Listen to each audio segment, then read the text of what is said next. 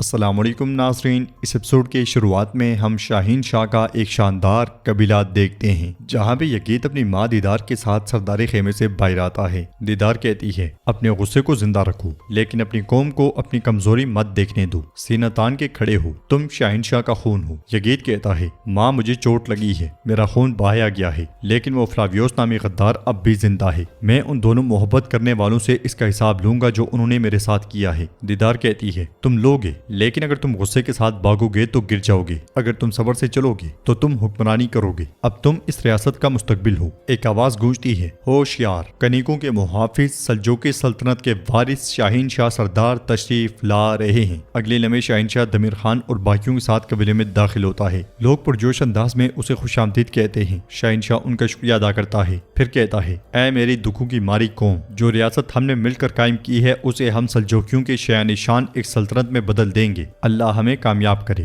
اگلے لمحے شاہین شاہ کے اشارے پہ ایک بھیڑ قربان کر دی جاتی ہے۔ پھر شاہین شاہ بڑے تکبرانہ انداز میں لکڑی پہ پاؤں رکھتے ہوئے گھوڑے سے اترتا ہے تو یگیت اس سے کہتا ہے اب میری تلوار انتقام لینے کے لیے تیار ہے۔ شاہین شاہ کہتا ہے ہماری عظمت کے سامنے بہت سے سر کٹیں گے بیٹے، ہمارا کوئی بھی دشمن زندہ نہیں بچے گا۔ دیدار اسے خط دیتے ہوئے کہتی ہے یہ بورسا سے ہے، ایک قاصد لایا ہے۔ شاہین شاہ خط کھول کے پڑھتا ہے، پھر کہتا ہے علاؤالدین سردار، وہ یہاں ایلچی بن کے آ رہا ہے۔ دیدار غصے سے کہتی ہے اس کی ہمارے قبیلے میں آنے کی ہمت کیسے ہوئی؟ شاہین شاہ کہتا ہے خاتون انہیں خبر مل گئی ہے، وہ ہمیں للکارنا چاہتے ہیں، اگر وہ آئے تو دیکھیں گے کہ ان کا کیا انجام منتظر ہے۔ ادھر دیوان ختم ہونے کے بعد فلاویوس اور فاطمہ سلطان کے دیوان میں ہی رک جاتے ہیں اور فلاویوس سلطان سے کہتا ہے میرے سلطان، اگر آپ اجازت دیں تو ہم آپ سے بات کرنا چاہتے ہیں۔ سلطان کہتے ہیں فرائض کے علاوہ میرے پاس تم دونوں سے بات کرنے کے لیے کوئی موضوع نہیں ہے۔ فاطمہ پوچھتی ہے یہ اور کتنا عرصہ چلے گا بھائی، آپ مجھے اپنے دروازے سے لوٹا رہے ہیں۔ سلطان کہتے ہیں اگر فرض کے متعلق کچھ نہیں کہنا تو چلے جاؤ۔ فلاویوس کہتا ہے میرے سلطان، فاطمہ خاتون کا کوئی قصور نہیں ہے، یہ سب میری۔ سلطان کہتے ہیں میں تمہیں پہلے ہی بتا چکا ہوں اور اس سے آگے دخل اندازی کرنا تمہاری حد نہیں ہے۔ پھر کھڑے ہو کر فاطمہ سے کہتے ہیں میں نے تم سے پوچھا تھا کیا تمہیں مجھ سے کچھ کہنا ہے، تم نے کہا نہیں، تو مزید بات کرنے کو کچھ نہیں بچا، آئندہ جب تک میں نہ بلاؤں میرے سامنے مت آنا، اور فلاویوس تم بھی، اگر فرائض سے ہٹ کر کوئی بات ہوئی تو میں تمہاری زبان سے ایک لفظ نہیں سننا چاہتا، اب نکل جاؤ یہاں سے۔ یہ سنتے ساتھ ہی فلاویوس اور فاطمہ پلٹ جاتے ہیں۔ دیوان سے نکلنے کے بعد فاطمہ بہت غمگین ہوتی ہے اور کہتی ہے وہ ہمیں کبھی معاف نہیں کریں گے۔ فلاویوس کہتا ہے تمہاری آنکھوں سے گرنے والے آنسو پر میں خود کو قربان کر دوں۔ میری فاطمہ،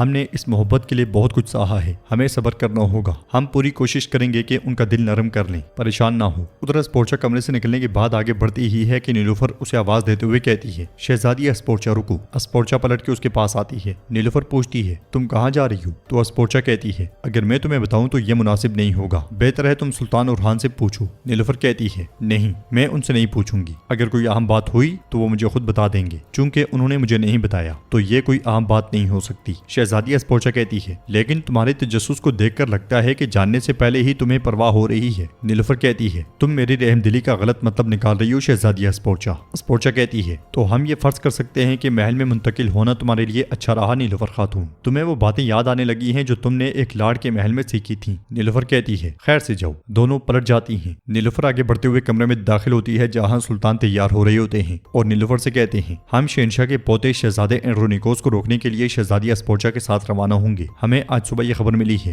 نیلوفر کہتی ہے چونکہ شہزادی اسپورچا کو پھر سے ہمارے اتحاد کی ضرورت ہے تو شہزادہ اینڈرونیکوس یقیناً طاقتور ہو رہا ہے۔ سلطان کہتے ہیں ہم نے اگر اسے نہیں روکا تو وہ صرف بازنطین کو نقصان نہیں پہنچائے گا۔ نیلوفر پوچھتی ہے کیا شہزادی اسپورچا کی فوج کے ساتھ اس پر حملہ کرنا ہمارے لیے کافی ہوگا؟ شہنشاہ اس بارے میں کیا سوچتا ہے؟ سلطان کہتے ہیں وہ کیا سوچتا ہے یہ اہم نہیں ہے، میں اس مصیبت سے چھٹکارا حاصل کر لوں گا، پھر میں تمہارے پاس اپنے خاندان، اپنے وطن، اپنے شہر واپس آؤں گا، جب تک میں واپس نہ آؤں سب کچھ تمہارے حوالے ہے۔ سلطان اس کے ماتھے پہ بوسہ دیتے ہیں اور کمرے سے روانہ ہو جاتے ہیں۔ باہر علاؤالدین گونچا کے ساتھ آگے بڑھ رہا ہوتا ہے۔ گونچا اس سے کہتی ہے ان غداروں سے کچھ بھی توقع کی جا سکتی ہے، علاؤالدین محتاط رہنا۔ تو علاؤالدین کہتا ہے فکر مت کرو گونچا، انہیں مجھ سے ڈرنا چاہیے، ہمارے پیدا ہونے سے پہلے ہی مارے جانے والے بچوں کے قاتل۔ گونچا کہتی ہے میں جانتی ہوں کہ یہ مشکل ہے لیکن اپنے غصے کو قابو میں رکھنا۔ علاؤالدین کہتا ہے میں صبر کر رہا ہوں خاتون، میں صبر کر رہا ہوں، ایک دن انہیں اپنے کیے کی قیمت چکانی پڑے گی۔ یہ کہتے ساتھ وہ بلبان اور دمرول کے ساتھ وہاں سے روانہ ہو جاتا ہے۔ دوسری طرف سے سلطان بھی شہزادی اسپورچا کے ساتھ روانہ ہو جاتے ہیں۔ نیلوفر بہت پریشان ہوتی ہے اور وہ ملون خاتون سے کہتی ہے امی جان میں ذرا بچوں کو دیکھ لوں۔ یہ کہتے ساتھ وہ چلی جاتی ہے۔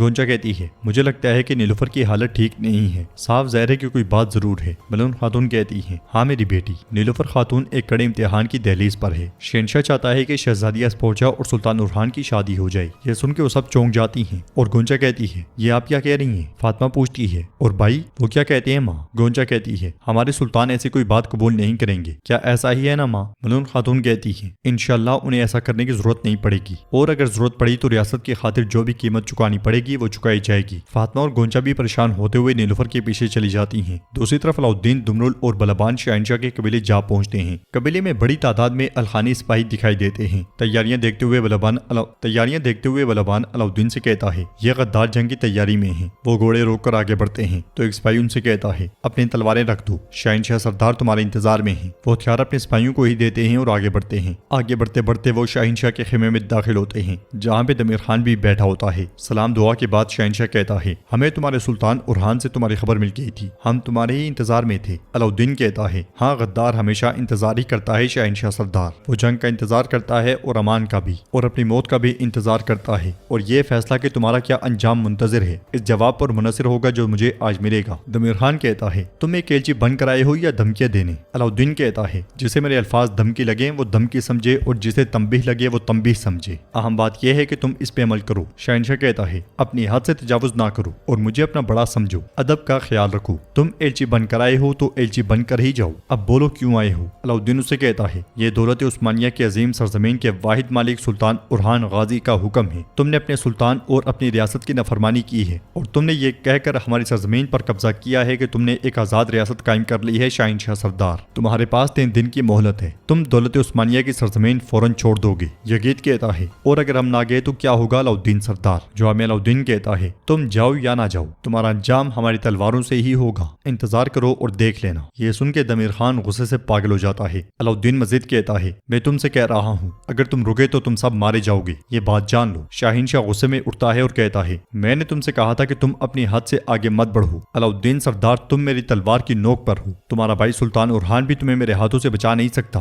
علاؤالدین مسکراتا ہے اور کہتا ہے تم دولت عثمانیہ کے ایلچی کو نہیں مار سکتے شہنشاہ سردار، اگر تم نے ایسا کیا تو تم بخوبی جانتے ہو کہ عوام تمہارے خلاف کیا موقف اختیار کریں گے، لیکن تم بالکل فکر نہ کرو، جب وقت آئے گا تو ہم میدان جنگ میں ایک دوسرے سے حساب ضرور چکائیں گے۔ تم دیکھو گے کہ میری ماں پہ تلوار اٹھانے کا کیا مطلب ہوتا ہے اور میرے بھائی کے بچوں کی جان لینے کا کیا مطلب ہوتا ہے، تم یہ سب دیکھو گے۔ دمیر خان کہتا ہے تم نے ان کی تلواریں تو لے لی لیکن ان کی زبانیں ابھی باقی ہیں، ان کی زبانیں بھی تلوار کی طرح تیز ہیں۔ علاؤالدین سے کہتا ہے دمیر خان تمہاری باری بھی آئے گی، بس انتظار کرو۔ شہنشاہ علاؤالدین سے کہتا ہے ہم 5000 کنک شہ سوار ہیں اور 3000 الخانی جنگجو اور سرحدی علاقوں کی کونسل کا دستہ، ہم یہاں انتظار کریں گے، اگر اس میں اتنی طاقت ہے تو آئے اور ہم سے ٹکرائے۔ علاؤالدین کہتا ہے اگر ایسا ہے تو میں تمہارا جواب لے کر بورسا جا رہا ہوں، لیکن ایک بات اچھی طرح جان لو، یہ جواب تمہارے اور تمہارے پیچھے کھڑے ان بیوقوفوں کے لیے صرف اور صرف قہر لائے گا۔ اب خدا حافظ۔ یہ کہتے ساتھ ہی علاؤالدین چلا جاتا ہے۔ تو ناظرین اس کے ساتھ ایپیسوڈ بھی اختتام پذیر ہوتی ہے۔ ویڈیو پسند ہے تو لائک کر دیں، شیئر کر دیں، سبسکرائب نہیں کیا ہوا تو سبسکرائب کرنے کے ساتھ ساتھ گھنٹی والے آئیکن کو دبانا مت بھولیں۔ ملتے ہیں انشاءاللہ نیکسٹ ویڈیو میں، تب تک کے لیے رکھیں اپنا اور اپنوں کا بہت زیادہ خیال۔ اللہ نگہبان۔